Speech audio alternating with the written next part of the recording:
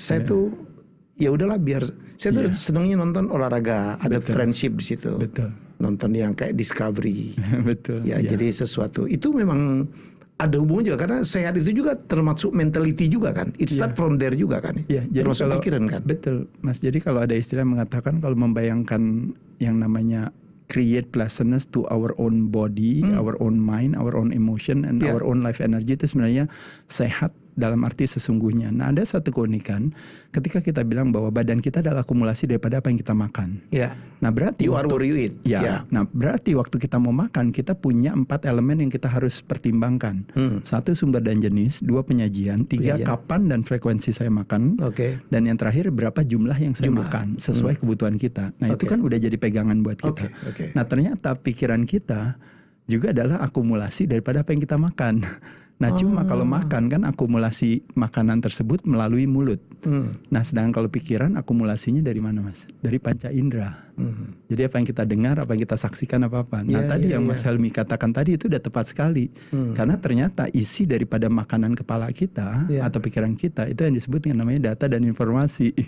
Nah, pertanyaan saya, kalau kita salah makan, Mas, bisa mencret gak kita, Mas? Kalau kita salah makan, bisa mencret gak, Mas?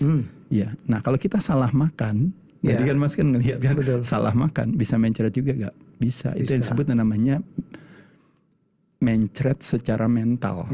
Itu namanya mental diarrhea. Mungkin ada proverbnya, kapal itu karam bukan karena ada air di sekelilingnya, tapi ada air yang masuk ke dalam kapal itu gitu. Betul.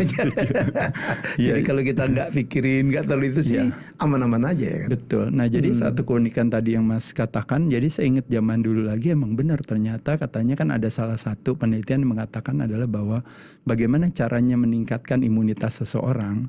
Jawabannya adalah katanya kan untuk sementara boleh off dulu dalam hal apa? Baca koran, nonton berita, baca koran, nonton berita, dan mungkin satu lagi yang sebenarnya relate dengan yang namanya semuanya itu perlawanan hati. Makanya ketika tadi meskipun kita nonton, sebenarnya nggak ada salahnya kita lihat ada berita kriminal dan sebagainya, tapi memang kita di sana kita akan bisa melihat bahwa istilahnya ketika kita mengkonsumsikan yang namanya konflik atau versus tersebut gitu, maka otomatis badan terlalu cerdas untuk dibohongi. Makanya kenapa terjadi yang namanya aktivasi yang namanya sympathetic nervous system atau yang disebut namanya fight or flight.